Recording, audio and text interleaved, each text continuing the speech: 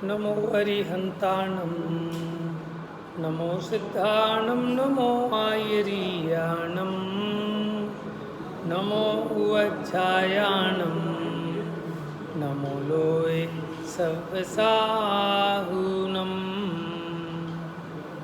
नमः श्रीवर्धमानाय निर्धूतकलिलात्मने सालोकानां त्रिलोकानां यद्विद्यादर्पणायते।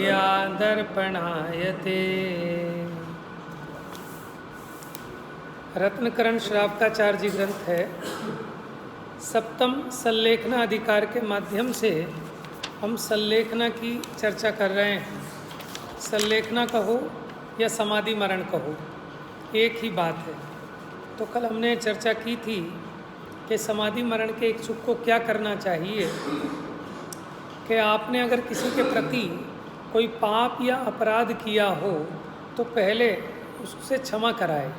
माने किसी का कर्जा वर्जा हो पहले वो दे, फिर जो अपने आश्रित हों उनको उनका हिस्सा दे,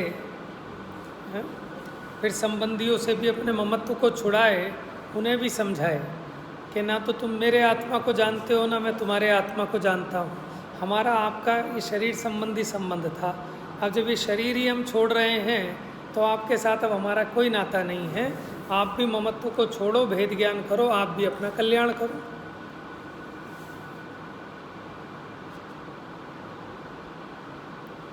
तो इस प्रकार पेज नंबर 436 है ना, अब ये एक श्लोक पढ़ेंगे उसके ऊपर। इस प्रकार देह से विरागता को प्राप्त होकर, माने देह के प्रति जो ममत्व था उसको छोड़कर दृढ़ता पूर्वक समस्त व्रतों को धारण करे। अब आगे क्या करना चाहिए वो देखिए श्लोक में। शोकम भयमवसादम क्लेदम कालुष्यमरतिमपि हित्वा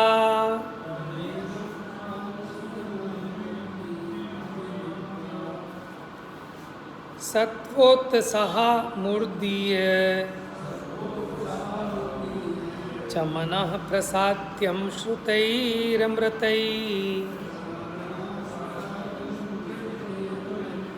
क्या करे? संन्यास के समय में शोकम भयम अवसादम, शोक को, भय को, विषाद को, क्लेदम माने क्लेश को, कालुष्य माने कलुषता को, अरति को, इन सब भावों को छोड़कर सत्वोत्साह मूर्धीय च मनः प्रसाद्यम श्रुतैरमृतैः।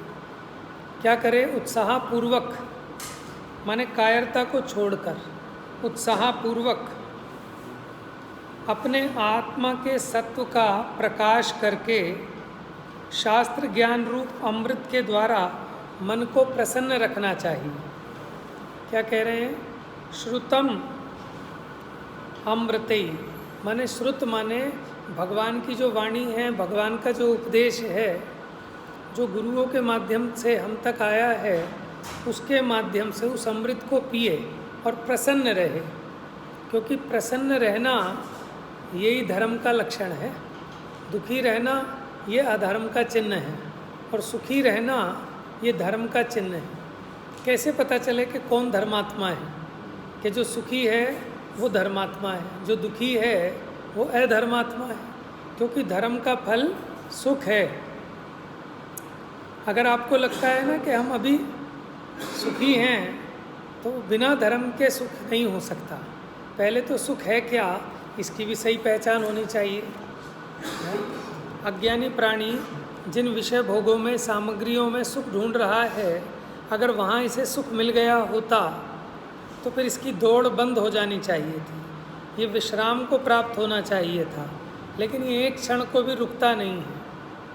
निरंतर इसकी बेचैनी चालू है। कुछ ना कुछ नया नया नया नया नया ढूंढ रहा है। इससे पता लगता है कि जहाँ भी है वहाँ सुखी नहीं है। जैसे वो आया ना प्रवचन सार जी में कि जिसके कर्णशूल ना हो तो वो कानों में बकरे का मूत्र क्यों डाले। जो खाज रोग से पीड़ित ना हो वो क्यों खुजाए। उसी प्रकार जो दुखी ना हो, अंतरंग कषाय की पीड़ा से दुखी ना हो, तो वो विषयों में क्यों रमे। अगर कोई विषयों में रम रहा है तो इस बात का प्रतीक है कि वो दुखी है, सुखी होने की कल्पना से उन विषयों में रम रहा है।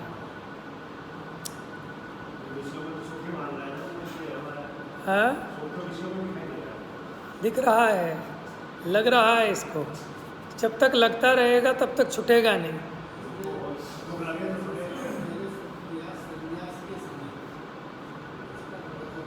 देखो, संन्यास के समय में, क्योंकि प्रकरण अपना जो चल रहा है वो चल रहा है संलेखना का। देखो, संन्यास का क्या है, सम्यक प्रकार से न्यास करना, उसको कहते हैं संन्यास। जैसे शिलान्यास होता है ना, क्या होता है शिलान्यास, कि पत्थर को पटक देना कहीं भी, तो उसको सही ढंग से विधि पूर्वक, किसी उद्देश्य पूर्वक, कोई प्रतिज्ञा पूर्वक उसका न्यास करना, स्थापना करना शिला का, वो शिलान्यास है। उसी प्रकार सम्यक प्रकार से जिसने अपने मोक्ष मार्ग का, माने वो न्यास किया, स्थापना की, प्रारंभ किया, ठीक है, वो है वास्तव में संन्यास। लेकिन यह प्रकरण के हिसाब से समाभिरूढ़ न्याय में जो प्रचलित अर्थ है, यहाँ संन्यास का मतलब ये है कि जो सब चीज़ों से विरक्त हो रहा है, जो संलेखना को धारण करने का इच्छुक है, यहाँ संन्यास का मतलब उस अर्थ में रूढ़ है। और जो मैंने पहले बताया वो उसका निरुक्ति अर्थ है, संन्यास का मतलब होता क्या है। और वैसे भी लौकिक में भी संन्यास किसे कहते हैं कि सबसे, हमने तो सब संन्यास ले लिया, माने सबका त्याग करके अपने में रम जाना, इसका नाम संन्यास है। तो संन्यास के समय में अब इसने संन्यास तो धारण किया कि मुझे पर का कुछ नहीं चाहिए, सब कुछ छोड़ता हूँ, लेकिन शोक, भय, विषाद, क्लेश, आरति, इन सबको न त्यागे तो काहे का संन्यास। इन्हीं से तो संन्यास लेना था, इन्हीं का तो त्याग करना था। और इनके त्याग के लिए ही हमने बाहर का ये सब छोड़ा प्रपंच, कि हम व्यापार धंधा नहीं करेंगे, हम किसी की भले बुरे की कथा नहीं करेंगे, हम किसी के शादी में आना जाना नहीं करेंगे, सब चीज़ों का त्याग कर दिया। अब हम कोई नया सामान नहीं खरीदेंगे, अब हम किसी चीज़ में हम अनुमोदना आदि नहीं करेंगे गृह गृहस्थी के कार्यों में। तो ये किस लिए किया कि इनके संबंध से शोक, भय, विषाद, कलुषता, राग, द्वेष होते थे। अब ये भय, क्लेश, विषाद, राग, द्वेष आदि भाव नहीं हो, इस प्रयोजन से हमने उन क्रियाओं से भी विरक्ति ली है। पूरी क्रियाओं को छोड़ने का नाम त्याग नहीं है। क्रियाएं क्यों छुड़ाई जाती हैं? क्योंकि क्रिया का और परिणामों का निमित्त नैमित्तिक संबंध है।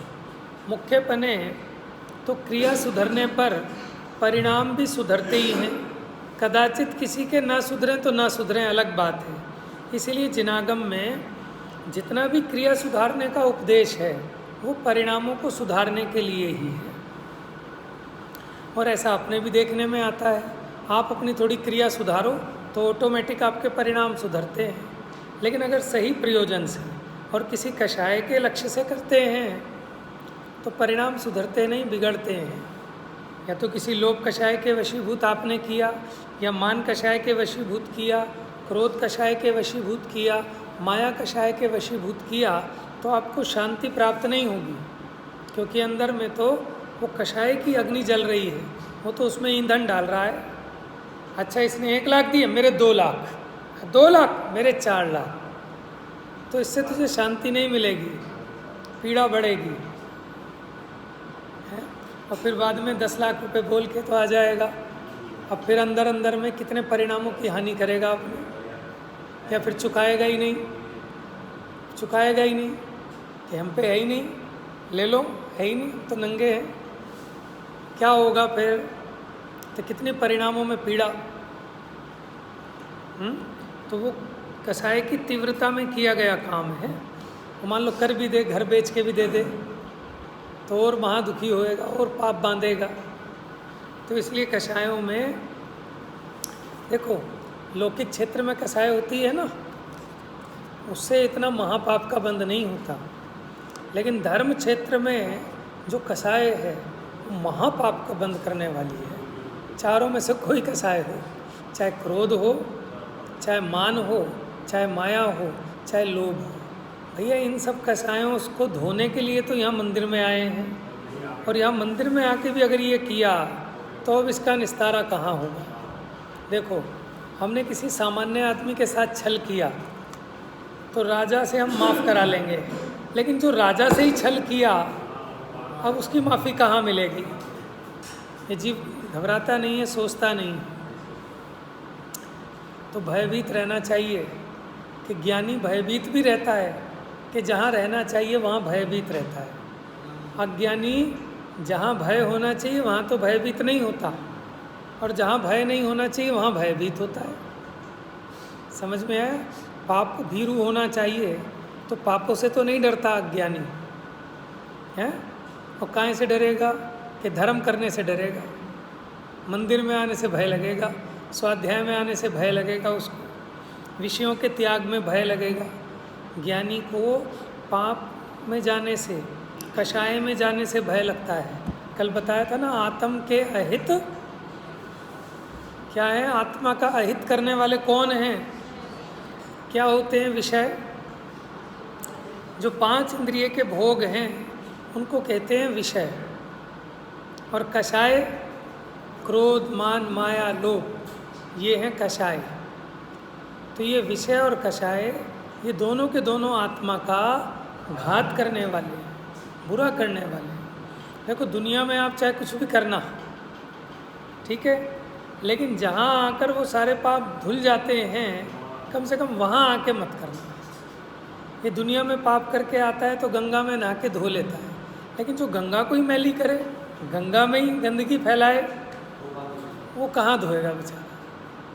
लेकिन इसको समझ में नहीं आता। इसलिए ये जितने धर्म के साधन हैं ना, ये उत्थान के भी कारण हैं और पतन के भी कारण हैं। समझ में आया? इसलिए यहाँ जीव को बहुत भयभीत होना चाहिए। लोग, पुराने लोग कहते हैं कि एक चावल का दाना भी अगर पैर में चिपक के घर पे आ गया ना तो घर बर्बाद हो जाएगा। मंदिर का एक चावल का दाना भी पैर में चिपक के घर आ गया तो भैया घर भी बर्बाद हो जाएगा। समझ में? अब उसका अभिप्राय यही था कि जीवों के परिणाम बड़े दुष्ट हैं। जब तक इन्हें डंडा ना दिखाओ ना तो ये सुधरते नहीं हैं, सब डंडे के यार हैं।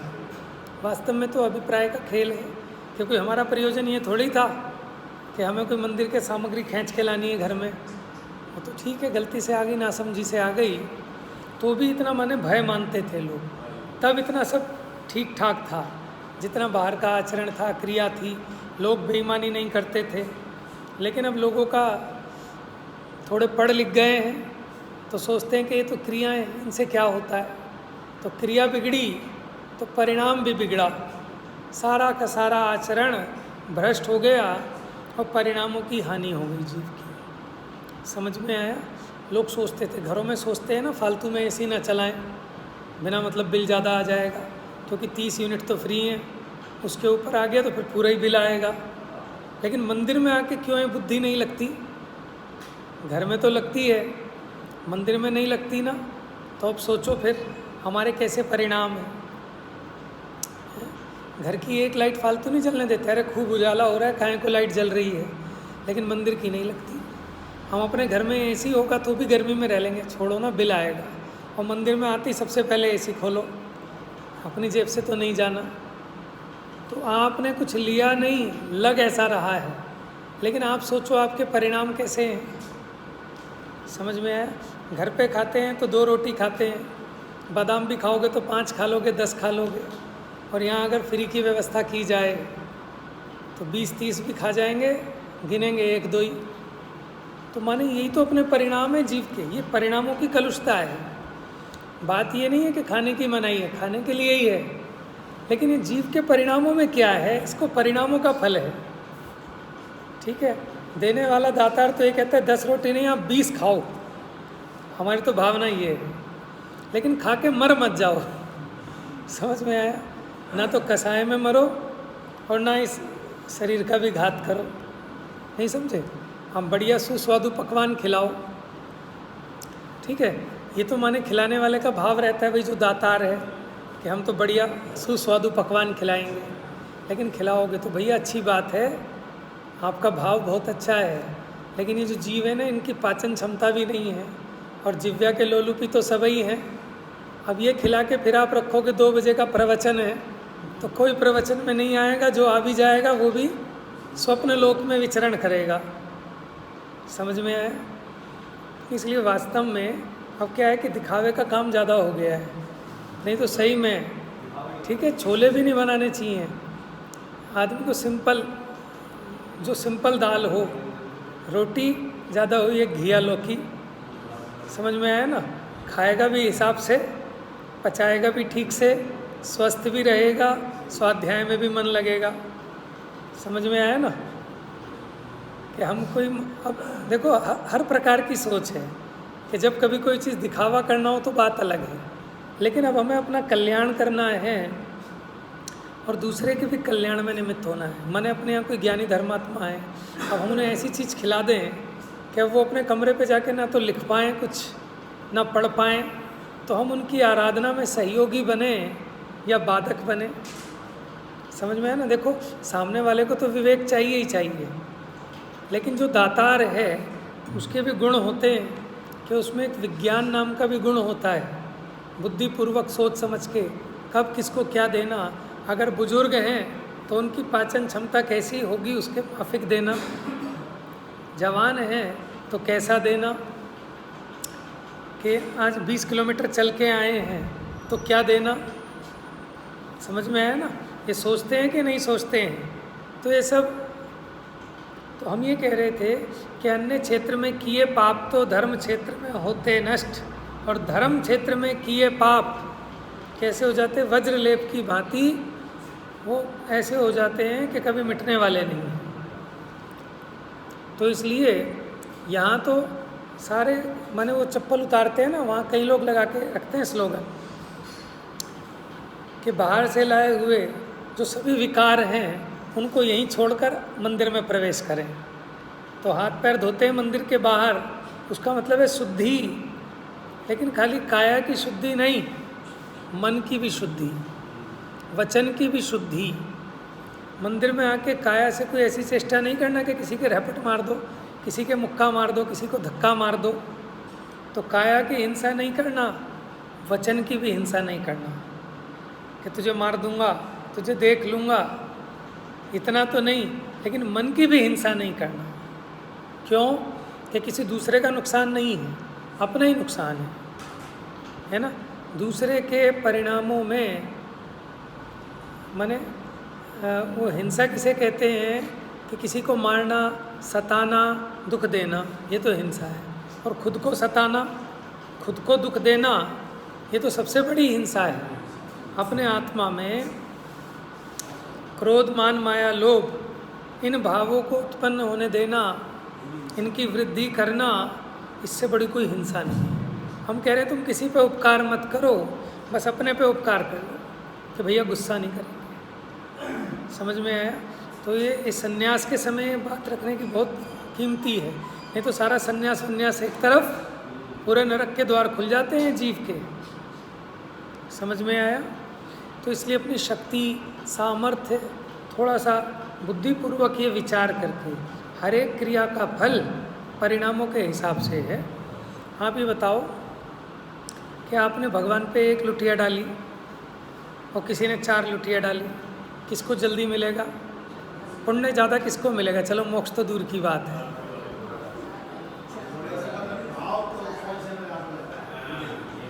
समझ में? और भाव भी क्या भाव है? आप बताओ क्या भाव है आपका? हम जो कलश डालते हैं क्या भाव है? मैंने सोचे तो भाव क्या है? तो शुद्धि तो हो गई, जब हमने एक कलश डाल दिया हो गई। अब क्या है आपको?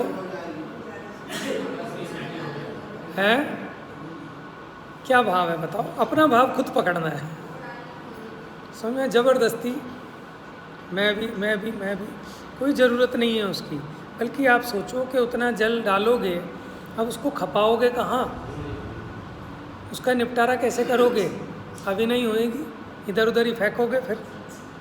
हम्म? पीछे से पापा चढ़वाला करते नहीं, क्योंकि ये वो रह जाती है, करनी चाहिए, उनके लिए बताया गया है, वो दोबारा करना चालू कर देते तो मैं यही तो कह रहा हूँ ना, अपना विवेक चाहिए। अब आप ये देखो कि मन को तसल्ली, अरे बच्चे को नहला लो घर पे जाके, उसके 4 नहीं 50 जग डाल लेना पानी। लेकिन यहाँ सोचो कि यहाँ कोई भी क्रिया करी जा रही है, जड़ क्रिया नहीं होना चाहिए। कि कितना चाहिए अपने को, प्रयोजन क्या है कि भगवान की वीतरागता दिखे, ये तो एक प्रोसीजर है। ये जो प्रक्षाल है ना, ये कोई वैसी धर्म की क्रिया वैसे नहीं है, ये तो सिर्फ शुद्धि के लिए कि भगवान की पूजन करनी है। कि हम छोड़ के गए थे, पता चला पीछे चूहा आ गया, कहीं गंदगी पड़ी है, कहीं धूल मिट्टी हो गई, तो दर्शन करने में वो वीतरागता दिखती नहीं है। ठीक है ना, तो वो सफाई हो जाए, बस ये प्रयोजन है। लेकिन हमने उसी में धर्म मान लिया कि मैं ज़्यादा रगड़ूंगा। तो वो अचल जी है ना, अचल जी क्या कहते हैं, धोती फाड़ श्रोता, चटाई फाड़ श्रोता, प्रतिमा तोड़ श्रोता। कैसा पुजारी है कि कितनी प्रतिमाएं घिस डाली, समझ में आया, लेकिन परिणाम घिसे नहीं।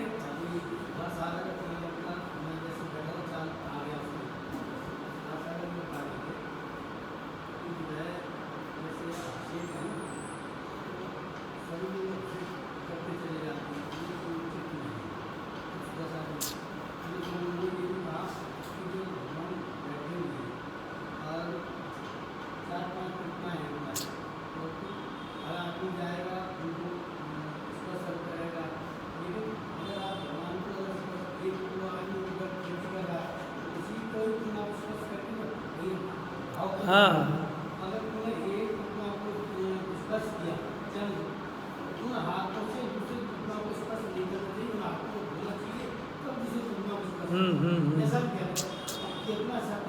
नहीं ठीक है। हाँ हाँ, देखो मुनिराज भी अगर धूप में बैठे हों, अब छाया में जाएंगे तो परिमार्जन करेंगे। क्यों कि जो धूप के जीवाणु हैं वो छाया में जाके मरण को प्राप्त हो जाएंगे। समझ में है ना, पीछे से मार्जन करते हैं, फिर वो छाया के से धूप में अगर आए तो वो मार्जन करते हैं। उसी प्रकार हमारे हाथ अभी किसी अन्य पुद्गलों पर टच हुए तो वहाँ संबंधी जो जीव हैं फिर दूसरी प्रतिमा में टच की। इतना विवेक तो लौकिक में भी रखते हैं कि वो कहते हैं ना, माने जिस हाथ से आपने इस आँख में लगाए हों, अब वो वाले हाथ दूसरी आँख में मत लगाओ। क्यों कि कहीं इनका इधर का इन्फेक्शन उधर ना जाए, उधर का इन्फेक्शन। तो लौकिक में तो कितने सावधान हैं। ठीक है ना, तो मैं कह रहा हूँ कि इन चीज़ों में आप ये समझ लेना कि खाली पुण्य ही नहीं होता, इनमें जीव बहुत पाप भी बांध लेता है। समझ में आया। और देखो कह रहा हूँ क्योंकि अपने लोग हैं सब, कि हमारी प्रतिमाएं हल्की नहीं है, भारी हैं। ठीक है, और जैसे हम बीच बीच में उठा के लाए और जो ट्रांसफ़र करते हैं ना, बिल्कुल सही नहीं है। क्योंकि बहुत अभिनय होती है उसमें कि आपने क्या खिलौना समझ लिया, खेल बना लिया है कि कभी उसके सिर पे, कभी इसके सिर पे, कभी उसके सिर पे, कि विनयपूर्वक उठाओ। वहाँ एक बंदा सुव्यवस्थित, उस चक्कर में किसी दिन हाथ से फिसल गई, कुछ भी हो गया, फिर उसका कैसे प्रायश्चित करोगे, नहीं समझे। और छोटे बच्चों के सर पे मत रखवाओ बिल्कुल किसी के भी। ठीक है ना, कोई भला माने बुरा माने, समझ में आया।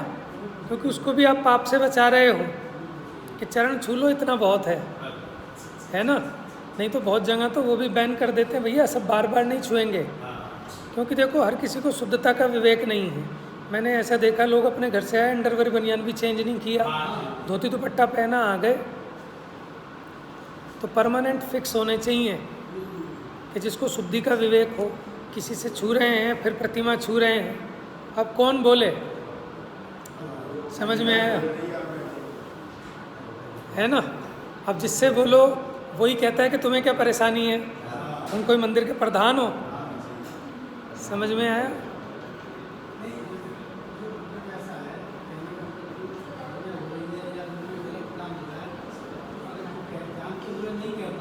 दोष का भागी है वो तो है ही।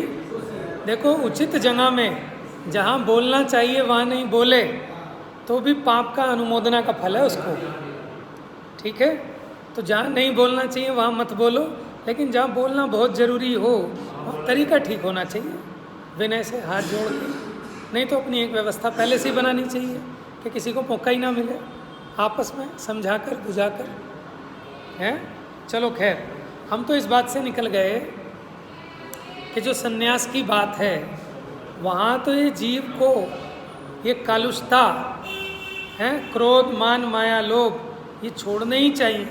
और मंदिर में प्रवेश करें, मंदिर में धोने आए हैं ना, तो मंदिर में तो मैला नहीं करें, तो मंदिर में आके कसाय बिल्कुल नहीं करने, क्योंकि यहाँ तो भगवान कसाय मिटाने को आए हैं। हम किसी से क्रोध नहीं करेंगे, कोई मान नहीं करेंगे, कोई मायाचारी नहीं करेंगे, कोई लोभ नहीं करेंगे, भावों को अपने सुधारेंगे। भावों पे दृष्टि ही नहीं है, तो भावों पे ध्यान देना चाहिए कि क्या पढ़ रहे हैं, उसका क्या अर्थ है, यहाँ उपयोग लगे ना। कोई दूसरा आपसे कहेगा भी लो सब कलश करो, नहीं आप पढ़ लो, क्योंकि कलश करने में भी मेरा उपयोग बाधित होता है कि जो आप पाठ पढ़ रहे हो उसमें जो उपयोग की एकाग्रता हो रही है वो उपयोग की एकाग्रता नहीं हो पाती। समझ में आया ना। जैसे मान लो हम चलते हुए किताब लेके चलते हैं, जैसे परिक्रमा करते समय, तो उसमें क्या है कि हमारा उपयोग या तो यहाँ लगेगा पढ़ने में या चलने में लगेगा। अपनी धोती में पैर इलझ के भी गिर जाए, एक बंदा दूसरे के ऊपर ही चढ़ जाए, तो फिर जीवों की बात तो बहुत दूर की है। मैं वही तो कह रहा हूँ, ये जो छोटे सूक्ष्म जीव हैं इनकी बात तो चलो बहुत दूर है, लेकिन इतना बड़ा आदमी नहीं दिखता। माने ये तो एक एग्जाम्पल है, मेरे को कोई वो नहीं है कि जो ठीक है जिसको जैसा अच्छा लग रहा है, सबकी अपनी अपनी बुद्धि है। लेकिन हमें सोचना चाहिए कोई भी क्रिया करते वक्त कि हम उसमें पहले विवेक से सोचें कि काम तो कर रहा हूँ मुनाफे के लिए, और पता चले मुनाफा तो हुआ नहीं, जो मूल पूंजी थी वो भी खो के आ गया। ऐसा नुकसान नहीं होना चाहिए। समझ में है ना। आपने देखा एक बुढ़िया की लुटिया गजब कर गई, समझ में है। तो इतनी बातें हम सुनते हैं समझते हैं, तो हमें तो ध्यान देना चाहिए अपने परिणामों पे कि आज मेरे परिणामों की मंदिर में जाने के बाद कितनी कमाई करके लाया। ये कमाई है कि गंवा के आया, कि जब घर से गए थे तो परिणाम शांत थे, अब घर में आए तो परिणामों में शुद्धता की वृद्धि हुई कि और नुकसान करके आए हैं, कि किसी से झगड़ा करी आए, किसी से झमेला करी आए, किसी को कुछ कही आए, किसी को घूसा मारा है, या फिर ये नियम लिया है आज के बाद मैं मंदिर नहीं आऊँगा। समझ में आया है, समझ में आया। अब यही तो हमने कल एक उदाहरण दिया था कि हम कुर्ता तो पहन के आए एकदम सफ़ेद उजला और पजामा पहन के आए मैला, तो हंसी के पात्र होंगे ना। तो उसी प्रकार हम एक चर्चा तो करें समय सार की इतनी ऊंची कि मेरे में राग ही नहीं है, और एक जगह अपनी क्रिया इतनी नीची कि मंदिर में दर्शन कैसे होते हैं, भगवान के सामने कैसे खड़े होना। भैया भगवान के सामने बात नहीं करनी चाहिए, ये बच्चे बच्चे को पता है, लेकिन देखो समझ में आया। डॉक्टर को दिखाने गए हैं हम भी और आप भी, डॉक्टर के सामने बातें करता है कोई है? और कोई आपसे पूछ रहे वो डॉक्टर साहब सामने है, ठीक है। तो ये सब चीज़ें सोचनी चाहिए। तो हम तो ये कह रहे थे जो चीज़ जितनी फ़ायदेमंद होती है ना वो उतनी नुकसानदायक भी हो सकती है। लोग कहते हैं पुलिस वालों की ना तो ज़्यादा दोस्ती अच्छी ना दुश्मनी अच्छी। समझ में आया। ऐसी कोई कोई दवाई ऐसी होती है कि जो 1 मिनट में रोग को मिटा दे, लेकिन अगर वो सही से ना हजम हो, गलत रीति से खा ली जाए तो मार भी दे। समझ में आया ना। तो इसलिए ये देव गुरु धर्म इनके निमित्त से ये जीव अपने मोक्ष मार्ग को प्रशस्त कर सकता है। लेकिन जो 70 कोड़ा कोड़ी सागर का मिथ्यात्व का बंध बांधता है ना जीव, वो भी इनके संबंध में विपरीतता करके ही बांधता है, और सैनी पंचेंद्रिय ही बांध सकता है। ठीक है।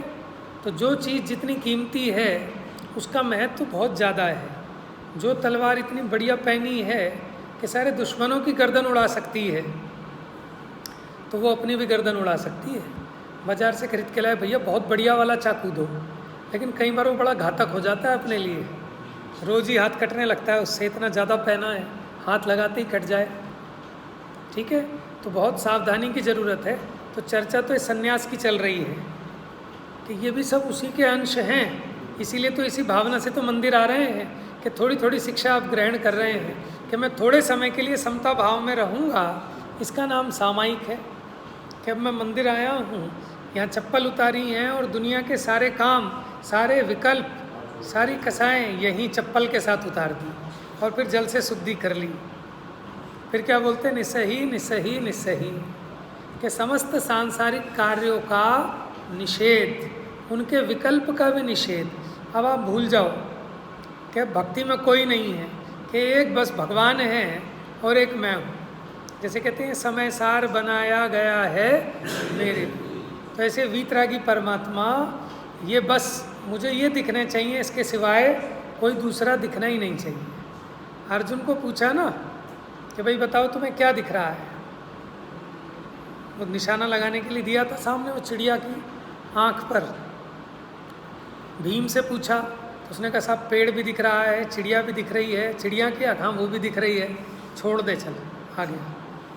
युधिष्ठिर बताओ कैसा, आप गुरुदेव आप दिख रहे हो, ये बाण दिख रहा है, चिड़िया दिख रही, छोड़ो भैया चलो। अर्जुन को बुलाया, अब बताओ क्या दिख रहा है, कि गुरुदेव मुझे तो अपना लक्ष्य दिख रहा है बस, पेड़ नहीं दिख रहा, कि नहीं, चिड़िया के नहीं, शाबाश चला दे। समझ में आया? तो जिसको कि जिस लिए आए हो, जिसके लिए आए हो वहीं फोकस रहो ना। ठीक है कमजोरी है कि उपयोग इधर उधर चला जाता है, उसके लिए पुस्तक है ये जिनवाणी, पूजन पाठ प्रदीप, जिनेंद्र अर्चना, जिनेंद्र आराधना, के अपना उपयोग को यहाँ लगाओ। ठीक है, तो ऐसे जो सन्यास ग्रहण करने का इच्छुक है वो शोक, अब यहाँ आके शोक नहीं करना, भय, विषाद, क्लेश, कलुषता, आरति आदि भावों को छोड़कर कायरपने का अभाव करना चाहिए। कायरता है क्रोध मान माया लोभ करना, ये कायरता है। दुखी होना, क्या चीज़, कलेश और कालुष्य। देखो कालुष्य होता है ना जब भीतर, तब बाहर में क्लेश होता है इसका, माने अंदर में कोई ऐसा विपरीत कोई अभिप्राय पड़ा है ना, अंदर में कोई ऐसी कोई लोभ पड़ा है, वो है कलुषता। और उसके कारण क्या करता है, निरंतर क्लेशित रहता है, संक्लिष्ट रहता है, थोड़ा बहुत माइनर अंतर है। हाँ, तो इसका अभाव करना चाहिए अपने आत्म सत्व का प्रकाश करके। कैसे प्रकाश करना, कि अपने स्वरूप की प्रतीति करो, अपने स्वरूप का अनुभव करो, मैं आत्मा हूँ, जानने देखने वाली वस्तु हूँ, अपनी उस सत्ता का प्रकाश करो। प्रकाश माने दूसरे को नहीं, स्वयं को, कि आपको दिख रहा है कि नहीं दिख रहा है। शास्त्र ज्ञान रूप अमृत के द्वारा मन को प्रसन्न रखना चाहिए। माने अब क्या करें, इस शास्त्र ज्ञान के द्वारा अपने स्वरूप का पोषण होता है तो प्रसन्नता होती है। भावार्थ, अनादि काल से ही इस संसारी की पर्याय में आत्मबुद्धि हो रही है। अब बताओ, संसारी की पर्याय में आत्मबुद्धि हो रही है, तो यहाँ पर्याय का मतलब कौन बताएगा। अनादि काल से ही संसारी की पर्याय में आत्मबुद्धि हो रही है। बताओ पर्याय किसे कहते हैं? हाँ जी, हाँ, पर्याय किसे कहते हैं बताओ भाई। वेरी गुड, पर्याय किसे कहते हैं?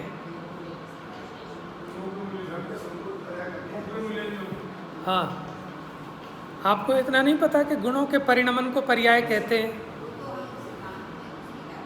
कहते हैं कि नहीं कहते हैं? तो इसलिए पढ़ना, लेकिन उसका सही जगह पे कहाँ किस विद्या का यूज़ करना ये भी तो आना चाहिए। कि जहाँ चलाना था अग्न्यास्त्र, वहाँ इसने चला दिया मेघास्त्र, जलास्त्र।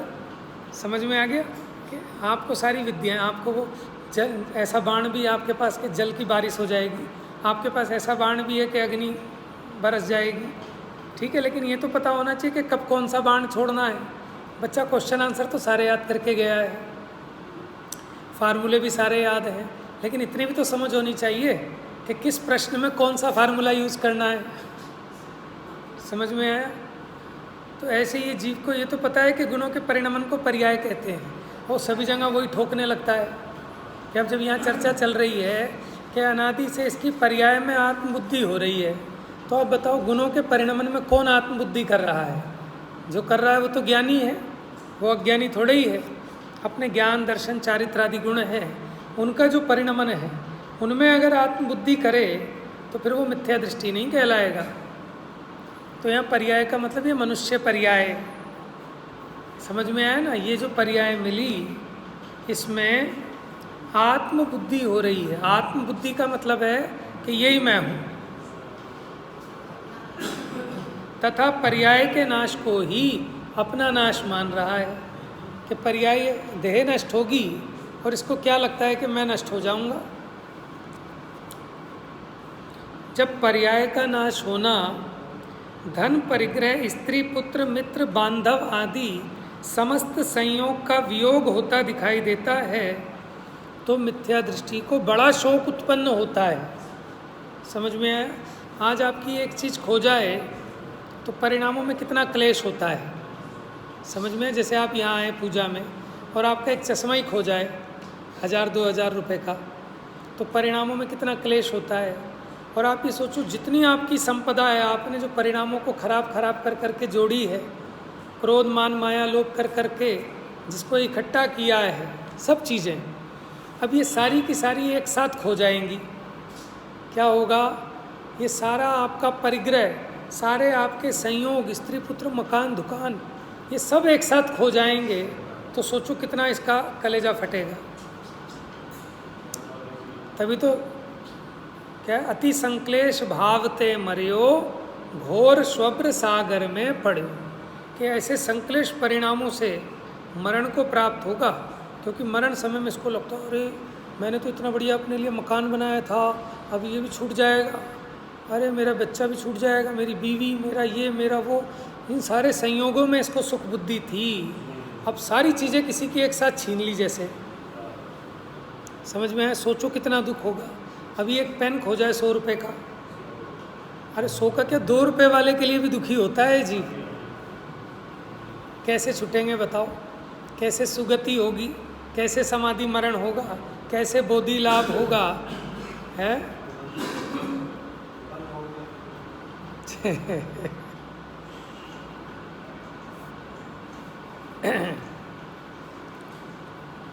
देखो ये सब ना साधन है, ये सब साधन है। तो बुद्धिपूर्वक पहला काम ये है कि हम साधन बनाएं। साधन कैसे? कि जैसे हमने व्यापार से निवृत्ति लिए, साधन तो मिला है, लेकिन अब व्यापार से निवृत्ति लेना, लेकिन अब कहीं पे प्रवृत्ति करना है। अब वो प्रवृत्ति, क्योंकि उसके लिए हमें समय नहीं मिलता था, अब हमें भरसक समय है, तो अब हम उसमें जितनी लगेंगे उतना खिलावट आएगी, उतना लाभ होगा। है? जब पर्याय का नाश होना धन परिग्रह स्त्री पुत्र मित्र बांधव आदि समस्त संयोग का वियोग होता दिखाई देता है, तब मिथ्या दृष्टि को बड़ा शोक उत्पन्न होता है। सम्यक दृष्टि को शोक उत्पन्न नहीं होता। वह तो ऐसा विचार करता है, वो विचार करता है ना, उसकी बात हमको क्यों बता रहे हैं कि यही समझाने की रीति यही होती है। समझ में है? सामने वाला अगर पैसे नहीं दे रहा तो उससे ऐसे नहीं मांगे जाते कि भाई पैसे दे, तो उसके सामने ऐसे समझाते, भाई साहब ऐसे ऐसे सज्जन लोग हैं, तकादा भी नहीं करना पड़ता, टाइम से पहले ही ब्याज सहित लौटा देते हैं। समझ में आया?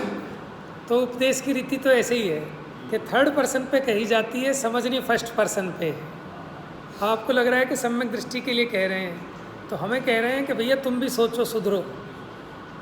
जो बात बड़े भाई के नाम से कही जाती है, छोटे भाई को तो पहले समझना चाहिए। है?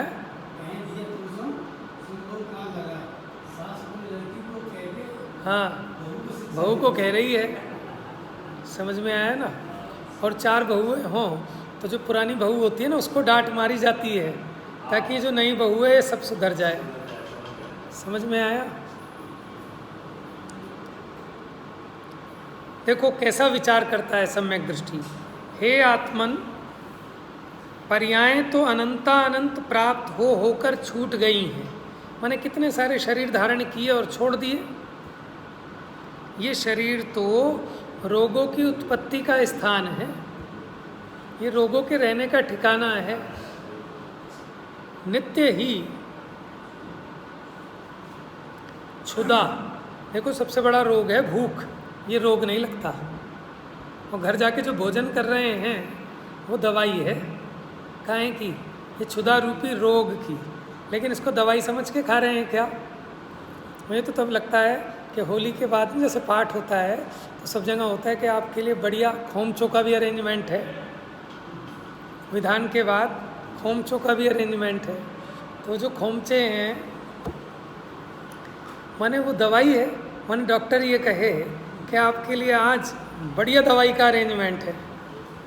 समझ में है? वो बात ऐसे ही है कि भाई वो तो क्षुधा रूपी रोग की दवाई है। नहीं, वैसे एक्सपेरिमेंट करने चाहिए कभी कभी ऐसे कि आप प्योर शिविर लगाओ एक मुक्षुओं का, जो नाम रोशन करे कि शिविर ऐसा होगा, बड़ा सादगीमय होगा। हम आपको ज़मीन पर बैठाल के आराम से मौन पूर्वक जो भोजन करेगा उसे ही भोजन कराएंगे, ठीक है। और सिंपल एक दाल और एक लौकी की सब्ज़ी और रूखी रोटी देंगे। समझ में? वो भी सामने वाले की सेहत देख के कि उसको कितनी देनी चाहिए। समझ में? और कुछ नहीं मिलेगा, कोई मीठा नहीं, कोई खट्टा नहीं, कोई नमकीन नहीं, कोई मिर्ची नहीं, कोई पापड़ नहीं, कोई चटनी नहीं, कुछ नहीं।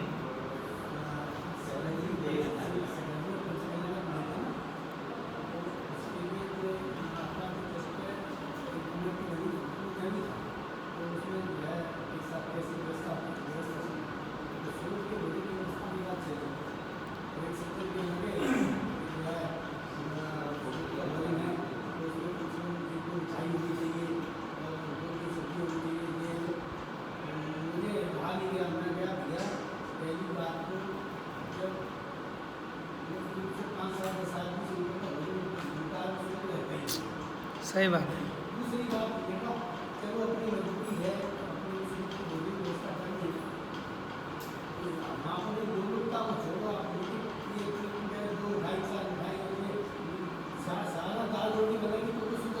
तब रह सकती है, सही बात है, नहीं रह सकती, सही बात है।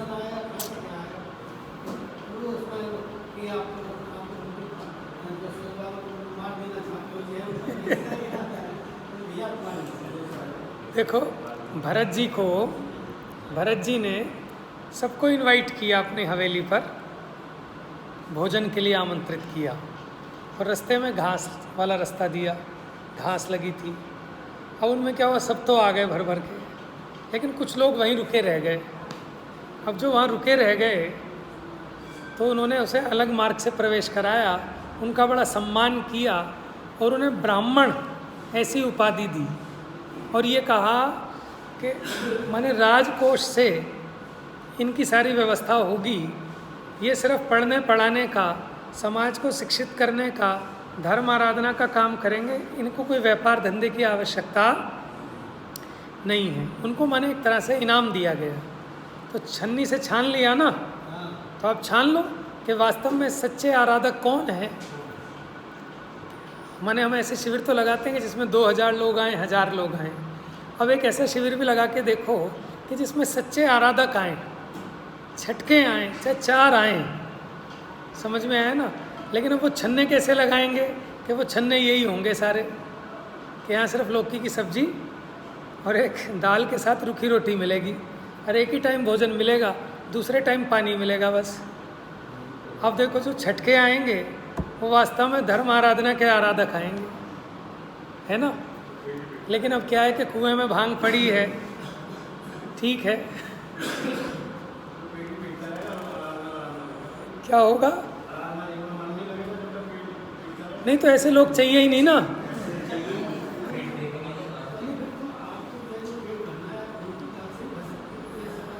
बढ़िया, उससे बढ़िया ज़्यादा अच्छा रहता है। हाँ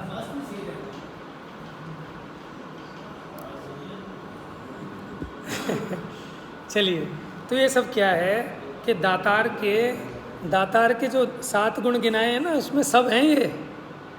तो इसलिए तो वो माने वो दातार जो है भोग भूमि का बंध बांधता है, ऐसे ही थोड़ी बांधता है, कितना विवेक है उसको, है। तो ज्ञानी ऐसा विचार करता है कि पर्यायें तो अनंतानंत प्राप्त होकर छूट गई हैं, ये शरीर तो रोगों की उत्पत्ति का स्थान है। नित्य ही क्षुधा, माने बता रहे थे कि क्षुधा भी रोग है, प्यास ये भी रोग है, शीत उष्ण भय आदि उत्पन्न करने वाला है, महाकृतघ्न है, अवश्य विनाशिक है, आत्मा को समस्त प्रकार का दुख क्लेश आदि उत्पन्न करने वाला है, दुष्ट की संगति की तरह त्यागने योग्य है। कि जैसे दुर्जन की संगति छोड़ने लायक है, उसी प्रकार इसकी संगति भी वो है ना। दुर्जन ये देह पर, दुर्जन देह स्वभाव बराबर, मूरख प्रीति बढ़ावे, शोषत